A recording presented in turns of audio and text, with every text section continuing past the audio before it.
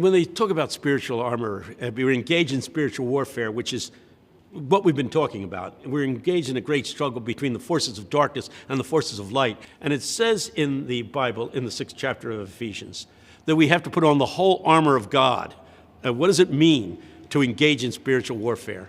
It seems to me that it's to become spiritually empowered. And so every day, and I do mean this, every day I wake up and I lie in bed for about 25 minutes and I say nothing to God. And people say, and God speaks to you? No, nothing. I drive everything else out of my mind and surrender to the infilling of the Spirit, because I know what Jesus said, without me, you can do nothing.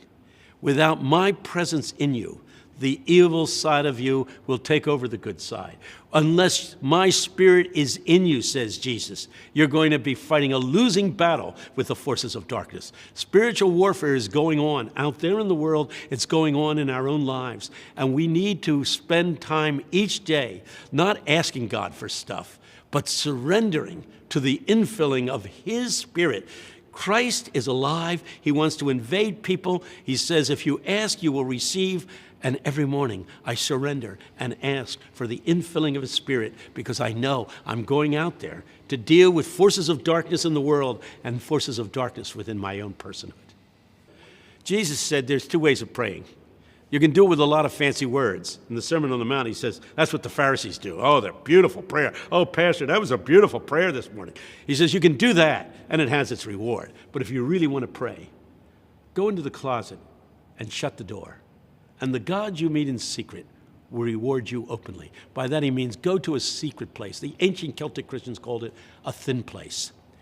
And in that quietude of the morning, I push everything else out of my mind. C.S. Lewis said, the minute you wake up, the animals come to get you. The 101 things you have to do that day. It takes me about 10 to 15 minutes just to push all the extraneous thoughts out of my life. And I say the name Jesus over and over again. I focus on Jesus, particularly Jesus on the cross. And I feel myself connecting with Him.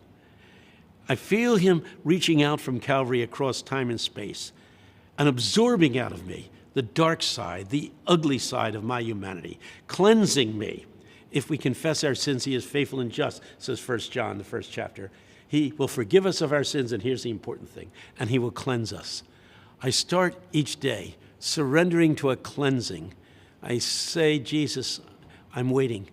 Connect with me. Absorb out of me. Transfer from me to you all the dark things, and I wait for that to happen. And in silence and in stillness, I wait for His Spirit to flow into me. In answering the question, what goes on in the morning when you do this spiritual centering? I can only quote Mother Teresa. They asked her once, when you pray, what do you say to God? She said, I don't say anything. I listen. So the interviewer said, all right, when you pray, what does God say to you? And she